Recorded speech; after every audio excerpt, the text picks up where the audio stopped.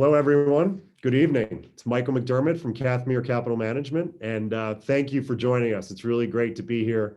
I am excited for tonight for a couple reasons. One, this is part two of a three-part Zoom series that we decided to do during this crazy COVID environment. We miss all of our clients. We miss seeing everybody. And we were just trying to find some way to bring people together with interesting topics. The first one, for those that participated and saw it, it was fabulous. We had Charles Schwab and some of their cybersecurity experts come on for a conversation about how to protect yourself in this cyber terror age that we're in and the impacts financially. Tonight, we have a great one, which I'll introduce in just a moment. And our third one, which will be in April, is from truly one of golf's great authors, Tom Coyne, who is a Philadelphia native, a friend of ours, a friend of the firm, and we're excited for that. So if you don't have that in your calendars, you'll see an invite soon. But tonight, the main event, I am really pleased to have with me Dr. Jarrod Spencer. And just a little background, I'll go very quickly, but this topic that we're going to touch on tonight is sort of near and dear to me. I really think a lot about this. I focus on this, and it's about sort of mental performance. As I've gotten older, whether it's in business or whether it's in golf or whatever it is, you realize that you're trying to just really sort of maximize yourself in every possible way. And I started to look around and realize that why are all the best athletes and why are all the top CEOs focusing on their mind, strengthening their mind? Am I missing something because I'm not the CEO of a public company? I'm not on the PGA Tour. I'm not a triathlete or whatever. And what I realized is that it applies to all of us, and we can all sort of improve and impact our lives with this. So it really is great to have Jarrod tonight because he can't say this as a medical professional, but I'm a patient of his. Although I wouldn't call it a patient, I'm a customer of his, and he's helped me a lot. We started working together last year, and some of the things I've learned from him have been really impactful. So. It's really exciting, and Jarrod is, as you can see behind there, an author of a book called The Mind of the Athlete, and really that crosses over into executives and leaders and not just athletes. But he can't talk about his client list, but he works with a lot of very interesting people in a lot of different disciplines. So Jarrod, thank you tonight for joining us, and you're going to certainly do much of the talking tonight. But I wanted to give a fair and deep overview on you a little bit. So thank you. Michael, thank you. Who would have thought you'd be bringing in a sports psychologist to talk to your colleagues out there and friends? And so I'm grateful for this opportunity tonight. Great, thank you. Well, let's dive in because we want to make this very efficient. And I am going to share my screen here. Hopefully I can pull this off effectively. And let's see. Okay. So hopefully this has worked for everyone. And so as we talked about Jarrod, here's Jarrod. Jarrod's from the Lehigh Valley. So close, sort of Philadelphia native, was a college athlete at Lafayette. And you can certainly read more about him at another time. But here is the quick agenda. So I want Jarrod to just go over very briefly, it'll be the smallest part of the segment, which is just give a little history and background on where did this sort of performance coaching, mental performance coaching come from. Then we're going to dive into sort of the mind of the athlete, the mind of the leader executive. And then lastly, perhaps one of our more interesting pieces of tonight will be the mind of the parent, and some do's and don'ts, raising sort of the student, the athlete, just the developing youth that we have in our homes. And then we have some Q&A. So you will be able to submit some questions. And I will be able to review them as Jarrod's speaking and compile a couple. We probably won't get to all of them, but we will get to a few. So Jarrod, why don't you dive in right away and just give us a little background, even you and your business. Where did this come from, right? How did this sort of evolve? On some level, we've always been there. It's just that we're off in the shadows, not really talked about, the taboo topic of the mind. But when you look at sports psychologists, in the 80s, in the 90s, there have been people there serving typically the professional sports teams, the professional athletes. I think of us sometimes as a big insurance policy. If you're going to pay this guy millions of dollars a year, you want to make sure he's on top of his game. So you want to make sure that We've got somebody to help with the emotional side of life. It's just been that over the last 20 years and the last 10 years, and then quite frankly, through the pandemic, more and more people have recognized that the stigma has been falling on mental health. More people are saying, yeah, me too. It's okay to not be okay. I've been struggling. And consequently, more people are saying, hey, wait, there's these sports psychologists out there, or executive psychologists, as I sometimes call myself, like helping, high net worth individuals behind the scenes. And because I'm a little bit biased, a doctoral level licensed psychologist, of course, HIPAA laws apply. So I can't tell you my brag list of people I'm working with because it's protected. And I say that that's a really good thing. So now more and more people are saying, well, maybe it's time for me to look into this. And thus the stigma is falling. Sports psychologists, performance psychologists are emerging more, but we've been there for a long time behind the scenes. Great. Yeah. And there's sort of an explosion of podcasts, and I'm a big follower of that type of medium as well. And it's just such an interesting topic, and spoken about more and more. And as many of these leaders talk about it, it's really fascinating. So why don't we dive in? And the mind of the athlete is going to be our first sort of subtopic. Certainly I started with this because it's the title of the book that sort of really puts you on the map as an expert in that area. But we have about 3 or 4, and just as a high level for each of these, our goal is to have 3 or 4 sort of nuggets that all of you listening can take away from this, right? 3 or 4 things that when I worked with Jarrod, he said, listen, Michael, these are the 3, 4 things that you should remember when you're trying to perform in the office, on the golf course, whatever it is you're trying to do. So let's jump right into the athlete side first. Okay, so the main message here is clear mind, better performance. And basically your mind has different levels to it. The pre-conscious mind is the most important part. As you're listening to me speak right now, you're using your conscious mind, you're consciously aware, but the pre-conscious mind is like the back burner of the stove. And in there are all the ongoing, emotionally charged, unresolved stressors from your day. And since time has no meaning in the pre-conscious mind, there are things that are in there for quite some time.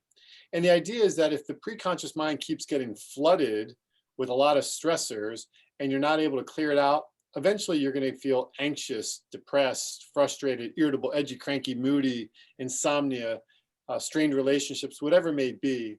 And so everything I profess is that if we can learn to keep the pre-conscious mind clearer by, 1, building up our mental toolbox to manage the psychological stressors, and 2, by having somebody to experience catharsis with, vent about, talk about, discuss, get outside perspective, then the pre-conscious mind is clearer.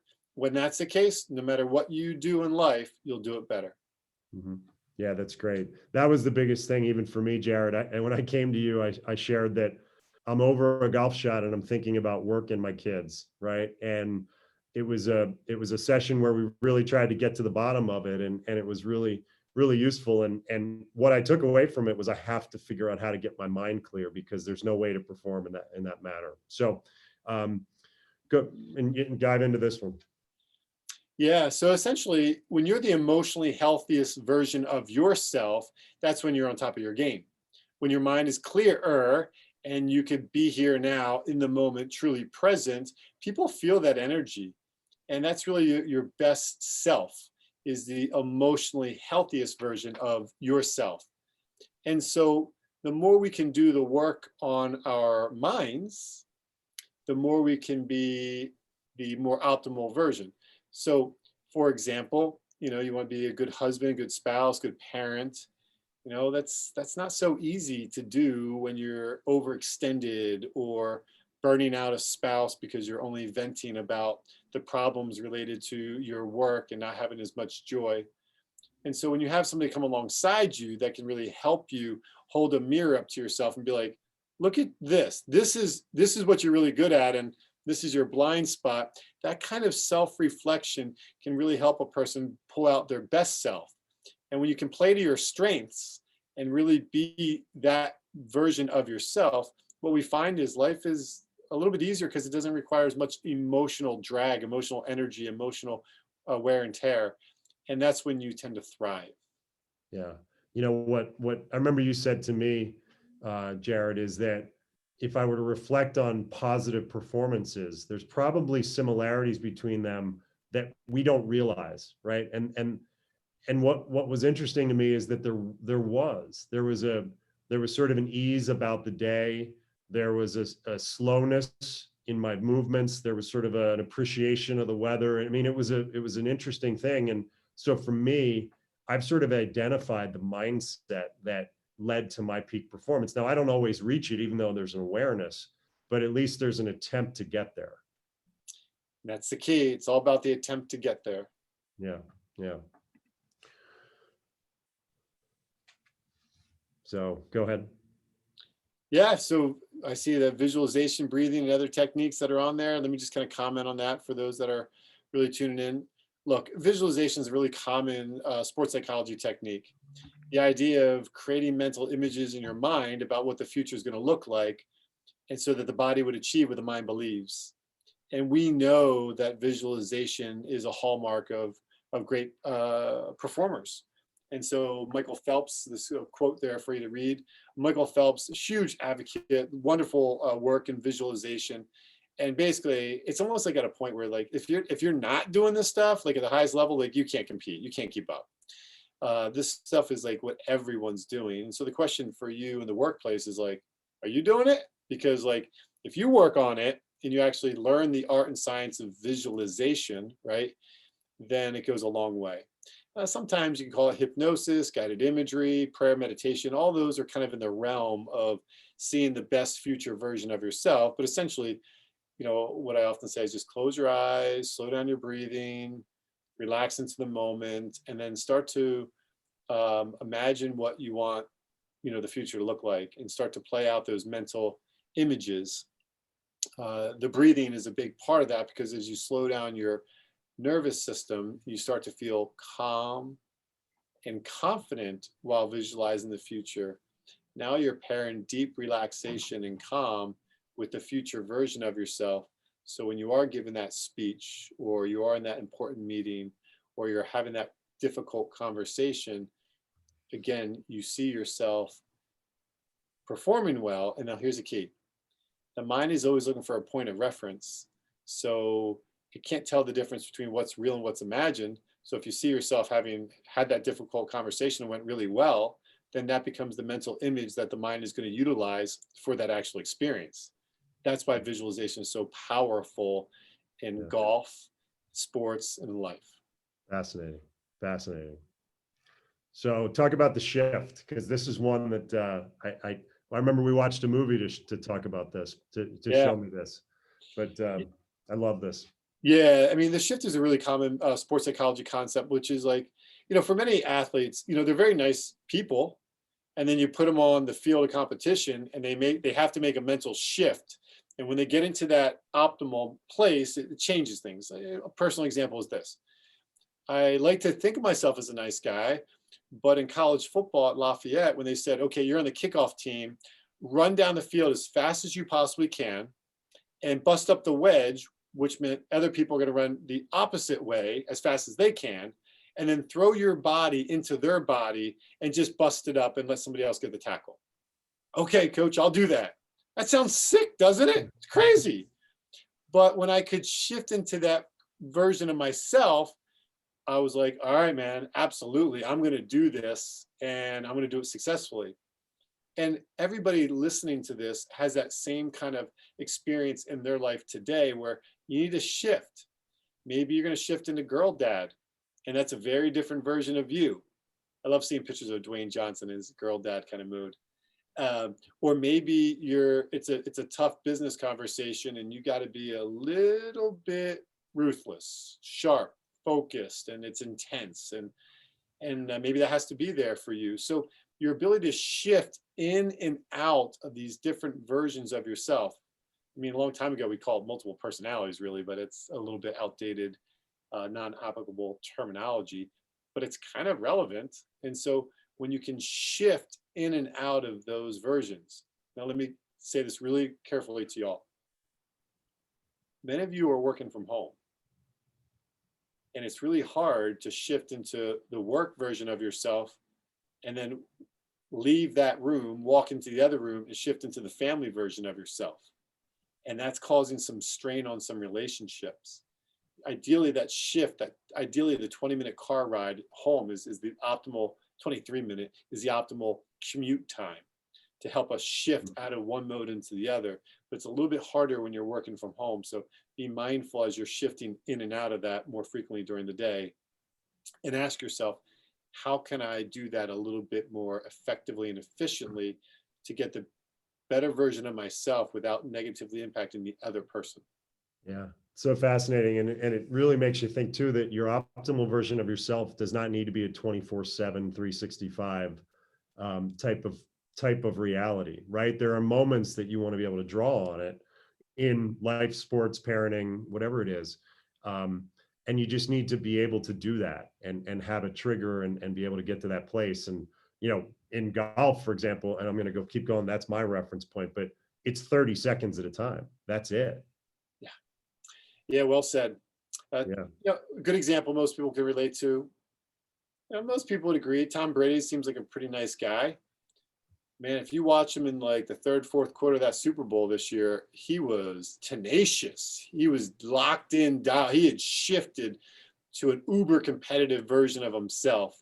And then when the game was over, he shifted back to family man. And so that's Yeah. what we're talking about. How do we do that optimally? Yeah, that's great. It's great. Again, it's the awareness too, right, Jarrod? Yeah. It's not that we're all going to be great at it, but it's just the awareness. And that's where you've helped me so much, is just the awareness of trying to do it, which is going to make you better either way, even if you're not perfect. And even if it takes, a lot of practice and errors. But I just love personally the awareness of all these concepts. Love it. All right, so shifting now to, and by the way, we just did an entire book in 11 minutes. So, and Jarrod's book's great. There's a million things online and other things about the topic, but just great stuff. Again, we wanted to make it really, really concise. And Jarrod said to me, we're gonna do like a 4-hour topic in like 15 minutes. You know that, right, Michael? So, but pivoting now to the mind of the leader, right? The mind of the executive. Yeah, that when we talk about leaders and executive, look, the truth is many great leaders have a sports background. And that's not to say that great leaders have to have a sports background, but many do. And so what I found over the years is that the type of clientele that I often serve, it's like, hey, I was a former athlete and now I'm in business, but I still have that kind of mind of the athlete mentality. I'm just applying that now to the corporate world. And so that tends to be the type of individual that I resonate with the most and tend to have the most effect with. And so when you're leading a team on the lacrosse field, that's one thing, but when you're leading a team in business, that's another thing. But many of the same concepts apply. So much of what I do in the athletic world, that lingo can translate over to the business world. So when I speak business lingo, the person understands that, but they also understand sports and they also understand psychology. And we're using all those concepts really for that individual to be the best version of themselves. Now, pop culture, the show Billions, that they brought in a psychologist. It's always a little skewed with the perception, but you get the idea that basically, the top performers having somebody to help them with the mental side of life can really go a long way. Yeah. So there is some overlap. The clear mind, better performance, and then this I think is something you did want to touch on is. Yeah. That many leaders, and part of me, if I'm offensive when I say like a lot of the older generation, I'm 47, so like my generation, a little bit older, 50s, 60s, we grew up in a very suck it up, don't whine, don't complain. The emotional health wasn't really something that was really valued a whole lot, at least in my journey in that time in history. But what we know is a lot of younger generations are really working on their EQ, emotional intelligence. So leadership is really built around IQ, intellectual intelligence, but the best leaders have a high IQ and a high EQ, and even have actually a high SQ, spiritual intelligence, whatever their spiritual background may be. But the idea is when you see a high EQ, high emotional intelligence, that's your most effective leader. But those are literally skills way beyond the suck it up, don't whine, don't complain, just pretend like everything's fine and trudge through it. We've got to put a lot more knowledge and information into the minds of the people we're serving. So with a high EQ, now you're a lot emotionally healthier. For example, did you know that laughter is one of the best indicators of emotional health? Somebody's got a good sense of humor, they got a wit, and not just like a quick wit that's used as a defensive mechanism to mask depression and insecurity, but a good emotional, healthy wit and humor. And when you find somebody that's like that, they're probably got a higher EQ. And so when you look for leadership, that's one of the little telltale signs I'm looking for, because that individual's probably got a greater emotional capacity to manage the complex interpersonal dynamics that often wear out a person emotionally, and thus their emotions override their intelligence. And another great leader has a fall from grace. What I try to do is help people prevent that. Yeah, so interesting, right? You talk about the old days, right? Gordon Gekko on Wall Street, right? It was just sort of hard-nosed, ruthless, and it is changing, right? Just what you said, the EQ as a key skill. So this is another one. You can say it a different way, but it's the same. It's often the same thing, right? The visualization as a leader too. Absolutely. I think of, I was in the professional locker room, dining room area of a team, and one of the captains walked through, and he looked sharp, man. He was good suit and shoes, and somebody said something to him, took a little jab, and he said, "Hey, dress for the person you want to be, not for the person you are." Yeah. A real good message of like, try to be that future version of yourself. Keep pushing the bar, and see yourself in the future as successful, and then kind of bring that into the here and the now. I thought that was kind of a good way great. of That's a Jim Carrey story, right? With his $20 million bill he carried in his wallet. Yes. Yeah. Good, Yeah. good point. Yeah. So, and then the last one here, again, you touched on this, but if there was anything else you wanted to add to it. Yeah, let me come at it right from the heart, okay? And let me just tell you, like, just as a guy, Jarrod, not Dr. Jarrod, and just a guy, like, look, man, leadership's hard. It's lonely. I mean, just leading a family during a pandemic can be really hard emotionally. And that's probably the toughest part about the pandemic is like you, me, and everybody else. And I'm telling you, me, like behind closed doors, like me, like I'm struggling too. Like, and I'm supposed to be the guy that's professing knowing this stuff, right? This pandemic, it'll kick my butt and your butt and everybody else's. I mean, a third of the people who have had COVID allegedly have PTSD. I mean, that's a pretty significant study data piece. So what I'm trying to say to you is, man, find somebody you can talk to, man, like a confidant, somebody behind the scenes. When the student's ready, the teacher will appear. I always say people like me are like shoes, you got to find a good match. Like if you find a good match with you and whoever your executive psychologist is going to be, like you can get a lot of use out of those shoes. You go a long time with those shoes. Mm-hmm. And so find somebody so that you don't burn out your spouse and you don't always appear to be that like parent that's always so stressed to your kids. I'll be the first to tell you, a number of years ago, one of my supervisors said, "Are you in counseling?" I said, "Nope." He's like, "If you want to be a counselor, you should be in counseling." I said, "All right." So I got a counselor, and I've never stopped. It's always one of the things that I do for my own emotional health and well-being, and it's so incredibly beneficial. So I hope it would be for you too. So leadership can be lonely because you can't tell people things without them twisting it, leaking it, saying it, gets a reporter, comes back, bites you in the butt because that person betrays you a couple of years later. It's very, very hard to be a leader. But when you have that confidant, that can change things. Yeah, interesting. Okay. The last one here might be the most interesting of the topics in my view, because when we went over what we were going to talk about, I said, "Oh no, I'm so guilty of all this." So, Jarrod, why don't you profess all my sins for me? Yeah, well, you, me, and everybody else. I mean, this is the big one. Okay. So one of the most popular talks I give, typically to the high school market, if I'm working with private school or an organization, a club, is Mind of the Parent. Best practices for parenting today's students, today's kids, today's student athletes. And here's the biggest one. The number one worst rated sports memory for kids is typically the car ride home, most often with dad. Because too often parents get in the car after a practice, after a game, and the parents can hardly contain themselves emotionally. And they get in the car and they're like, hey, why didn't you? You oughta, you should, you coulda. And they lay into them. Now, at that exact moment, the kid should be emotionally depleted, exhausted at the end of practice. And they finally get in the car and they are like, oh.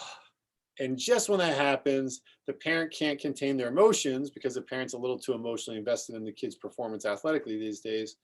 And they just do a lot of emotional damage. Thus, 70% of all kids will be burnt out and not play sports past the age of 13. Think about that. So what do? I always tell people the acronym SCAR. Stop scarring your kid emotionally. Never, ever, ever, ever, ever, ever, ever, ever, ever talk to them about their performance until they are showered, changed, ate, and rested.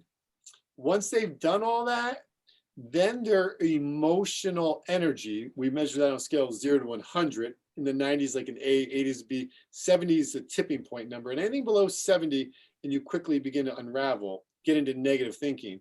If you're an athlete, you really should be leaving the practice field at 70, above it, below it, but somewhere in there, having left it all out there on the field. Same with a game. Especially if there's a loss, a bad performance, you might be like 65, 60, 55. And the whole point is any conversation between a parent and a kid when they're in that space is going to be counterproductive. So, But, the shower, change, ate, and rested, talk then, much healthier dynamic, kids will have greater longevity. Jarrod, so I'm sure a natural question would be, well, what if it's positive in the car? Only positive. And is that is the child looking for feedback? So lack of any, tell us what's the optimal way to do it? Your child, your daughter, son gets in the car and they say something. What is the optimal way to do it? If it seems like feedback is desired. Yeah. So the key is really, validate, empathize, encourage, and support. So VEES, VEES. So validate, empathize, encourage, and support. Now, if they're going to try to talk to you about it, just know that they're probably trying to talk to you about it because they know that you want to talk about it. That's why they're talking about it. But it's not wise. I mean, according to the research study, it's the only thing you really should be saying is, I love to watch you play. And you say that about 1,000 different ways, but really what you're talking about is, hey, I'd love to see you out there, but I really don't want to have this conversation right now. So what should you talk about?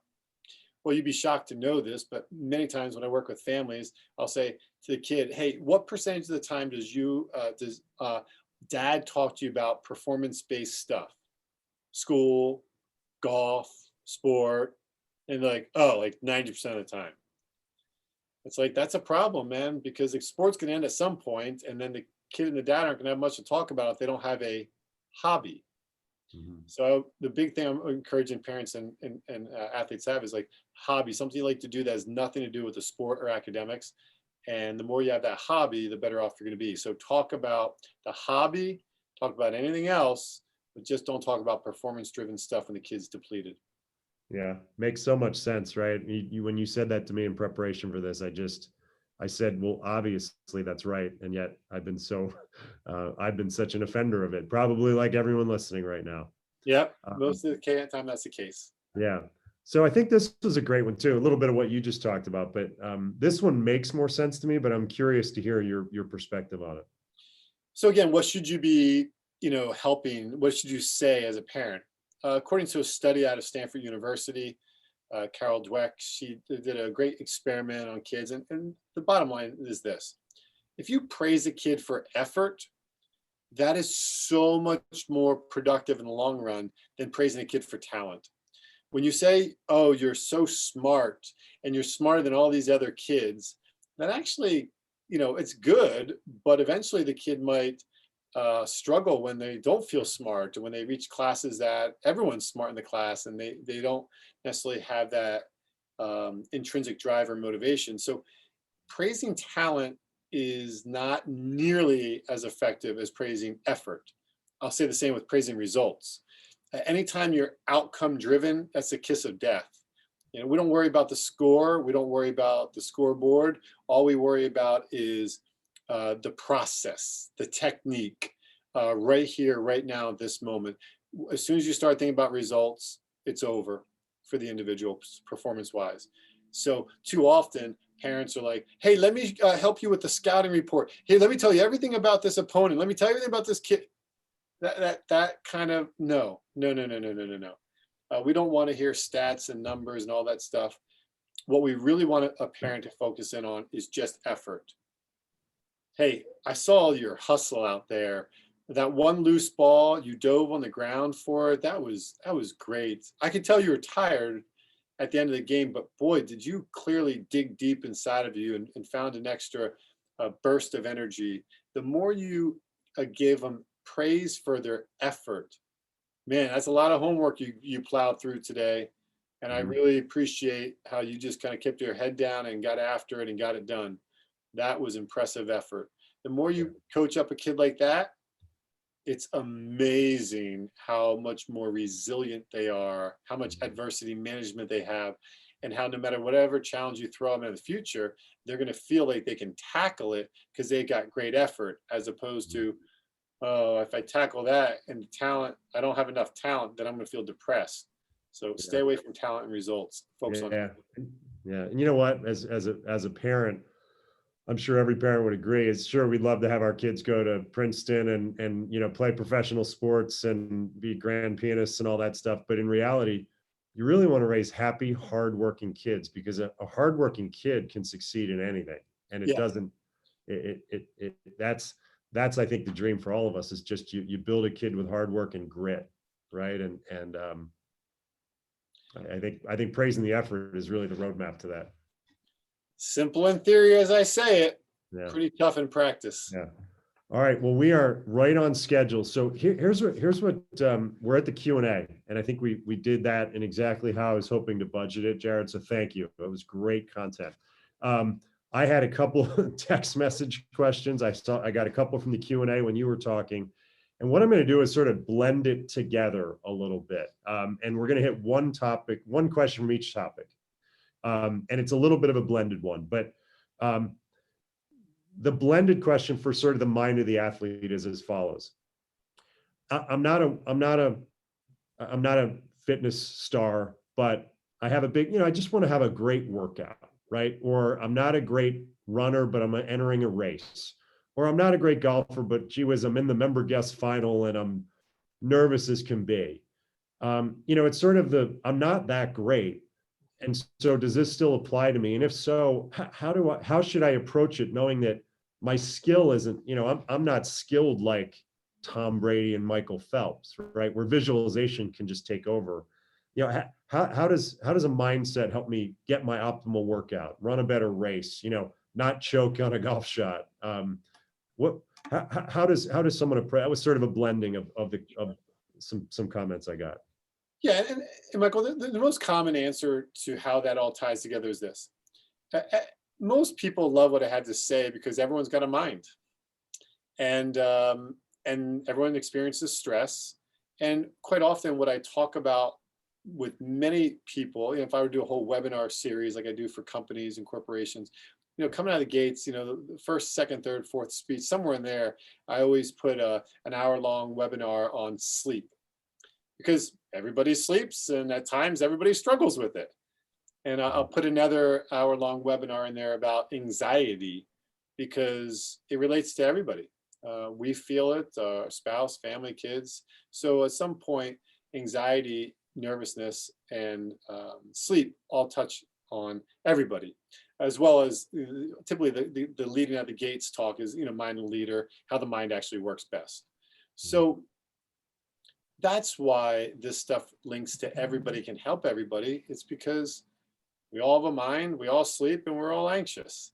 And so if we can put mental tools in the toolbox to manage those three, no matter what you do, you'll do it better.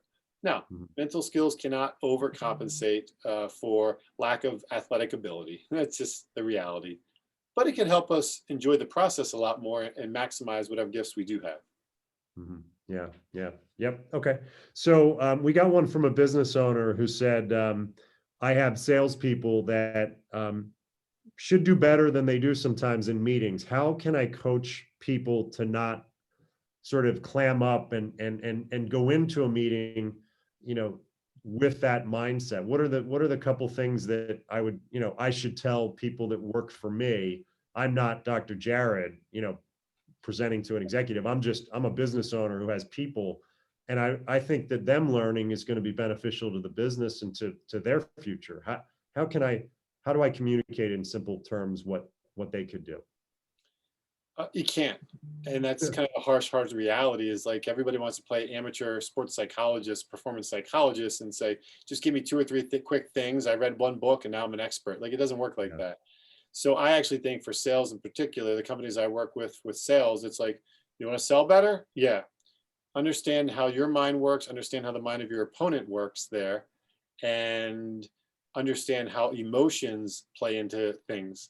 So your emotional energy and the little tells that kind of we're giving off are a huge way at securing a better sale. But too often, yeah, we just kind of do leadership education and sales skills teaching. Nobody's ever explaining to them how does the mind actually work? Like, give me like a model for that, Mhm. and like and teach me how to regulate emotions and give me some good neuroscience behind this. Just don't tell me to breathe. That's not going to help. Yeah. Give me like the neuroscience. So I actually feel like, not to be evasive to answer your question, to say just do this, this, and this, but just like if you were a sports coach, I said just do this, this, and this. It never comes across the same way, and it's Yeah. usually ineffective. Yeah, the answer is there's no easy answer, that they need training, in-depth training the same way is really the answer. Yep. And thankfully now we're at a place during the pandemic when those companies that have funds available, they get a huge advantage because like, heck yeah, we're on it. We're Yeah. developing because we're all struggling. Yeah. And so, yep, you got to do Yep. the work. Okay. So the last question, which came in on sort of the mind of the parent, is the balancing act when you have a child who is performing well at young ages, and whatever you want to define young at. What's that fine line between supporting their desire to be pushed, right? Some kids want to be pushed, at least in theory. What is that fine line between simply being supportive and praising the effort, and giving them the platform that they need to the great athletes in the world obviously had somebody. I mean, whether you look at Earl Woods or people like that, and the push helped them. What's the fine line? Rest and recovery. It's the biggest difference I see between professional athletics versus anything lower. In professional athletics, we've got hot tub, cold tub, steam room, sauna, massage therapist, sports psychologist, nutritionist. We've got all the resources around to help that person relax and recover and recharge. And yet, typically in youth, it's the worst. It's just the parent that's too emotionally invested. And as soon as one season ends, we're on to next, to next, to next, to next. We don't give the rest and recovery necessary to offset the level of the training that the kid's doing. Let me validate it. We all know about the 10,000 hour rule. Became popular in Gladwell's book Outliers. 10,000 hours, you become an expert. So everybody thought they'll be the next Earl Woods and just push their kid in golf, and then they'll be. But the truth is, Gladwell did a horrible injustice to the study, because the study actually says it was 10,000 hours along with significant rest. He left that part out. So we get an entire generation of dads who just said, well, great, I'll just push my kid so hard early on, he'll be the next Tiger. And it's proven to not be true. We've got a more depressed generation than ever. And what we've got to do is understand that the significant rest and recovery is the biggest thing parents can do to be that fine line of like, how are we really balancing this? And let me give you another for example. Too often I'll talk to parents, families, and be like, oh, going on vacation this summer. Where are you going? Oh, well, my son's got a tournament here, and then we'll spend a couple days there, and then he's going to be playing over there, and we'll go there. Like I say, that's not vacation for the kid. That's like a work trip for me. Like, yeah, I give a speech, and then I get 3 days to relax, but like I'm still on. That's not vacation. And we've got to understand that in the overscheduled, high pressure, high performance culture that the parents are imposing, we've got to have more rest and recovery. So one specific technique I worked on with a kid and a family today, I said, great. Every 1 month you went hard in your sport, you need 1 week of doing nothing related to that sport afterwards, a crash. So the kid went hard for 4 months straight. Great. So there's 4 weeks rather, that I want you to do anything you want, but do not do anything associated with your sport. If you do this, by this time next year, you'll hit your peak. If you go right into training another sport, you won't have the emotional stamina. And eventually you'll plateau and you won't have the emotional gas tank. So we want to make sure we get enough rest and recovery. I said, shoot baskets, go for a bike ride, throw a Frisbee, a football, do whatever you want to do, just don't do your sport. And that 1 week for every 1 month is a pretty good matrix that we might be able to follow to help you understand that fine line of rest, which is the defining factor here. Yeah, that's such a great thought. I mean, I thought you might have taken it a whole different direction, right? That it would have been, I don't know, but it actually tells the parents the kids can be pushed as long as there's gaps, and that's great. Okay. So listen, we're going to cut it off. That is 42 minutes and we are spot on what we had hoped to do. It's a Thursday night, and those that came out, thank you. I hope this was valuable. I'm sure you can see why Jarrod has the reputation he has. And when I went searching for someone in my life to fill this sort of a role, why I found Jarrod and why I thought it would be just a really valuable thing to share with all of you. So we will be making this available via link, and I encourage you to let us know if there's somebody in your life that you would like us to send this to. We're not going to blast this all over the internet, but we would be happy to share it with friends of friends and friends of clients, etc. So Jarrod, thank you so much for this event tonight. It has been just terrific, and you were just the absolute professional.